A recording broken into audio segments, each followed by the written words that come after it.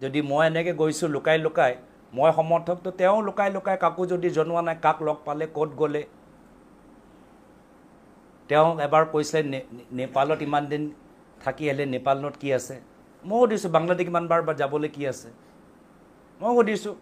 মই তেওঁ এবাৰ ক'লে নেপালত ইমান দিন কিয় থাকিলে মই কৈছোঁ বাংলাদেশ কিমানবাৰ কিয় গৈছে বাংলাদেশী সমৰ্থক নেকি তেওঁৰ যুক্তি তেওঁৰ ওপৰত দিছোঁ তো এইবোৰ চব মই যিমান মই বুজি পাইছোঁ এই যে এছ আই টি তেওঁ সোনকালে যে সামৰিবলৈ বিচৰা নাই ছেপ্টেম্বৰলৈকে টানিবলৈ বিচাৰিছে তথ্য যে আহিব সেইটো নহয়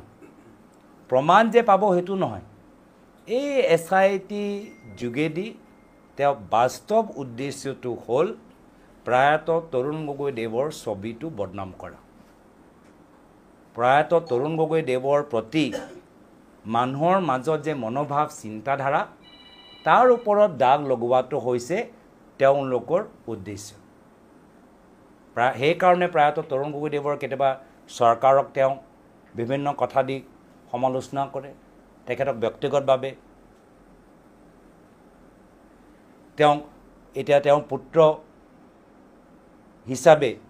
আমাক টাৰ্গেট ল'বলৈ বিচাৰিছে এনেকুৱা এটা অভিযোগ দাঙি ধৰিছে তেওঁ বোৱাৰী প্ৰয়াত তৰুণ গগৈদেৱৰ বোৱাৰীৰ ওপৰত তেওঁ ভুল অভিযোগ দাঙি ধৰিছে আৰু এতিয়া নিজৰ নিম্ন স্তৰৰ ৰাজনীতিৰ কাৰণে প্ৰয়াত তৰুণ গগৈদেৱৰ নাতি নাতিনীলৈকে তেওঁ এৰি দিয়া নাই আদালত হ'লে বেলেগ কথা কম বয়সৰ নাতি নাতিনীক হিমন্ত বিশ্ব শৰ্মা ডাঙৰীয়া প্ৰয়াত তৰুণ গগৈদেৱক ইমানেই হিংসা কৰে যে আজি তেওঁ সেই নাতি নাতিনীসকলকো এৰি দিয়া নাই এয়া হৈছে তেওঁলোকৰ ৰাজনীতি ভাবিছে যে এই ধৰণৰ ৰাজনীতি কৰিলে আমি তেওঁক সমালোচনা কৰিবলৈ বাদ দিম বা এৰি দিম আমি তেখেতৰ লগত মিলিবলৈ চেষ্টা কৰিম বা আমি মনে মনে হৈ যাম কিন্তু ৰাইজেতো আমাক দেখিছেই মোৰ ব্যৱহাৰটোও দেখিছে মোৰ কামো দেখিছে মই যিদৰে কথা সদনৰ ভিতৰত উত্থাপন কৰোঁ সেইখিনিও দেখিছে মই প্ৰয়াত তৰুণ গগৈদেৱৰ পুত্ৰ কোনো হিমন্ত বিশ্ব শৰ্মা ডাঙৰীয়াৰ পৰা মই ভয় নকৰোঁ এছ আই টি কৰক আজি তেওঁ এছ আই টি কৰি ছেপ্টেম্বৰলৈকে বিভিন্ন আমাৰ তেওঁলোকে কিবা এটা বদনাম কৰিবলৈ চেষ্টা কৰিছে এছ আই টি যেতিয়া গঠন হৈছিল তেতিয়াতো কোনোবা এজন পাকিস্তানী নাম লৈছিলে এতিয়া সেই পাকিস্তানী কথাটো পাহৰিয়ে গ'ল যিজন পাকিস্তানী সম্পৰ্কত এছ আই টিটো গঠন হ'ল তাৰতো নামেই নল'লে ই কিমানবাৰ ভাৰতলৈ আহিছে নাই আহা এইবোৰ চব গ'ল এতিয়া মাত্ৰ প্ৰয়াত তৰুণ গগৈদেৱৰ গোটেই ঘৰ পৰিয়ালটো আমি কেনেদৰে বদনাম কৰোঁ গৌৰৱ গগৈক আৰু কংগ্ৰেছ দলটোক আমি উত্থান হোৱাত পৰা আমি কেনেদৰে বাধা দিব পাৰোঁ সেয়া হৈছে তেওঁলোকৰ চেষ্টা কিন্তু ৰাইজ আজি তাৰিখত আমাৰ লগত আছে আমাক যথেষ্ট মৰম আশীৰ্বাদ আৰু পৰামৰ্শ দিছে আৰু ময়ো এটা চেলেঞ্জ দিছোঁ মই এছ আই টি লৈ আজিও কৈছোঁ কৰি থাকক এছ আই টি লৈ মোৰ অসমৰ ৰাইজৰ ওপৰত বিশ্বাস আছে কিন্তু ময়ো অলপ কাল্পনিক কথা ক'বলৈ বিচাৰোঁ তেওঁ যদি ইমান কল্পনা কৰিব পাৰে সপোন চাব পাৰে ময়ো এটা কল্পনা কৰিছোঁ যে লোকতান্ত্ৰিক দেশটো লোকতান্ত্ৰিক দেশ ক্ষমতা ৰাইজৰ ওচৰত থাকিব লাগে যদি আমি এই ছেপ্টেম্বৰলৈকেহে ক্ষমতা আমি মুখ্যমন্ত্ৰীৰ পৰা কাঢ়ি লৈ আমি অসমৰ জনসাধাৰণৰ হাতত দি দিওঁ ক্ষমতা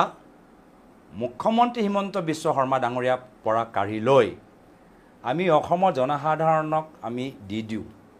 আৰু অসমৰ জনসাধাৰণক এৰি দিওঁ যে আপোনালোকে দুটা এছ আই টি কৰক সমানভাৱে এটা এছ আই টি মোৰ ওপৰত য'ত আপোনালোকে গোটেইখিনি যি এছ আই টি কৰিবলগীয়া কি যি বিচাৰিবলৈ বিচাৰে প্ৰয়াত তৰুণ গগৈদেৱৰ 15 বছৰ মুখ্যমন্ত্ৰী কাৰ্যকালত মই সৰুৰ পৰা আজিলৈকে এই 3বাৰ সাংসদ হোৱালৈকে কি কি হৈছে নাই লোৱা ক'ত ক'ত কি আছে গোটেইখিনি আপোনালোকে এছ আই টিটো কৰি লওক এই পাকিস্তানটোও আপোনালোকে এই সোমাই লওক আৰু এটা এছ আই টি হওক হিমন্ত বিশ্ব শৰ্মা ডাঙৰীয়াৰ ওপৰত আৰু তেওঁ কংগ্ৰেছৰ পৰা আগতে কংগ্ৰেছৰ দিনৰ পৰা আগৰ পৰা যেতিয়া কলেজত আছিলে যেতিয়া বিভিন্ন সংগঠনৰ লগত তেওঁ ঘূৰা মিলা কৰি আছিলে কেতিয়াবা টকা পইচা লওঁতে ধৰা পৰিলে তাৰ পৰা বৰ্তমানলৈকে এটা SIT তেওঁ গোটেই ৰাজনৈতিক যাত্ৰাৰ ওপৰত হওক ময়ো কল্পনা কৰিছোঁ তাত মোৰ সম্পৰ্কত ৰাইজে কিমান পাব মইতো জানো কিন্তু তেওঁ সম্পৰ্কত কিমানবোৰ যে কথা ওলাব এই SITটো এটা ৰিটায়াৰ্ড জাজৰ দায়িত্ব দি দিয়ক তেতিয়া নিৰপেক্ষ হৈ থাকিব কিন্তু ক্ষমতা এজন ৰাজনৈতিক দলৰ এটা চৰকাৰৰ মুখ্যমন্ত্ৰী নহয় ক্ষমতা বাস্তৱভাৱে ৰাইজৰ ওচৰত থাকক আৰু ৰাইজে দুটা SIT কৰক এটা SIT আমাৰ প্ৰাত তৰুণ গগৈদেৱৰ ঘৰৰ ওপৰত এটা SIT হিমন্ত বিশ্ব শৰ্মা ডাঙৰীয়া আৰু দুধ কা দুধ পানী কা পানী হৈ যাব তো এইখিনিয়ে কথা আজি আপোনালোকক আমি এই সংবাদমেল যোগেদি আমি জনাবলৈ বিচাৰিছোঁ বাৰম্বাৰ মুখ্যমন্ত্ৰী আমাক SIT সম্পৰ্কত বিভিন্ন কথা কৈ থাকে কিন্তু অসমত আৰু কিছুমান SIT আছে সেইখিনিও কথা আমাক ব্ৰিফ কৰিলে আমি ভাল পাম জোনমণি ৰাভাৰ SIT কাৰণটো আমি জানিবলৈ বিচাৰোঁ কি হ'ল জোনমণি ৰাভাৰ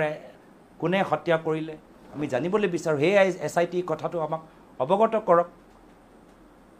কয়লা সিন্ডিকেট লৈ এটা SIT গঠন হ'ল উমৰাংচাও পিছত এটা SIT গঠন হ'ল তাৰ ওপৰত কি তথ্য পালে সেইখিনিও আমাক জনাওক নে SIT কাম খালি বিৰোধী দলৰ ওপৰত বা ৰাজনীতিকৰণৰ কাৰণে SIT লৈ আমি এজন অসম আৰক্ষী বিষয়াক কোনে হত্যা কৰিলে সেইখিনি কথা তেওঁ ৰাইজক জানিবলৈ দিয়া নাই আৰু কাৰ ৰাজনৈতিক সংৰক্ষণত সমৰ্থনত অবৈধ কয়লাৰ সিন্ডিকেট ইমান বহলভাৱে চলি আছে সেইটোও তেওঁলোকে জনাবলৈ দিয়া নাই মোৰ যি SIT পাইছে জনাই থাকক প্ৰমাণটোও দিয়ক আৰু বাকী যে SIT আছে সেইখিনি অলপ তেখেতক জনাবলৈ মই বিচাৰিছোঁ আৰু অসমৰ ৰাইজক শেষ মই কল্পনাটো এৰি দিছোঁ যে আপোনালোকে সিদ্ধান্ত লওক এটা SIT মোৰ ওপৰত এটা SIT হিমন্ত বিশ্ব শৰ্মাৰ ওপৰত আৰু দুধ কা দুধ পানী কা পানী হৈ যাব ধন্যবাদ এটা কথা দেখা গৈছে যে কালি তেখেতে কৈছিলে যে সেপ্টেম্বৰৰ ভিতৰত সকলো নথিপত্ৰসমূহ আহিব তাৰ পিছত প্ৰমাণ তেখেতে দাঙি ধৰিব সময় লাগে বুলি কৈছিলে কিবা নথিপত্ৰ তেখেতে পাবগে নে এনেই সব তেওঁতো কৈ আছে প্ৰমাণ দি দিয়ক এতিয়া ISI লৈ যিখিনি কথা ক'লে এটা ছেপ্টেম্বৰ কাৰণে কিয় ৰৈ থাকিব লাগে ISI আজিৰ তাৰিখত আমি এটাহে ৰাজনৈতিক দলৰ লগত সম্পৰ্ক হোৱা আমি প্ৰমাণ পাইছোঁ সেয়া হৈছে BJP দল কিছু বছৰ আগত মধ্যপ্ৰদেশৰ এজন IT চেলৰ বিষয়া আছিলে ধ্ৰুৱ সাক্সেনা ISI লগত সম্পৰ্ক থকা বাবে সেই ধ্ৰুৱ সাক্সেনা চৰকাৰে পিছত গৈ ধৰিলে কিন্তু SIT নহ'ল দেই কি কেনেকৈ তাৰ সম্পৰ্কৰ খালি তাক ধৰিলে আৰু আপোনালোকে জানেনে আজি সি বেলত সি ওলাই গ'ল সি বেলত এতিয়া সি একদম মানে এটা স্বতন্ত্ৰ এটা মানে চিৰিয়া এতিয়া ইণ্ডিপেণ্ডেণ্ট ফ্ৰী তো ISI আজিৰ তাৰিখত যদি কোনোবা এটা ৰাজনৈতিক দলক ভিতৰত সোমাবলৈ সক্ষম হৈছে এয়া হৈছে BJP দল তাৰ প্ৰমাণ হৈছে ধ্ৰুৱ সাক্সেনা অসমৰ যে SIT দল তেওঁলোকে এতিয়া এই পৰ্যন্ত কিবা হ'লেও আপোনাক যোগাযোগ কৰিছে নেকি আমাকতো যোগাযোগ কৰা নাই এটা সময়ত মই নিজে যাব লাগিব যদি অলপ দিনৰ মাজত যোগাযোগ নকৰে মই নিজে এদিন মই উপস্থিত হৈ যাম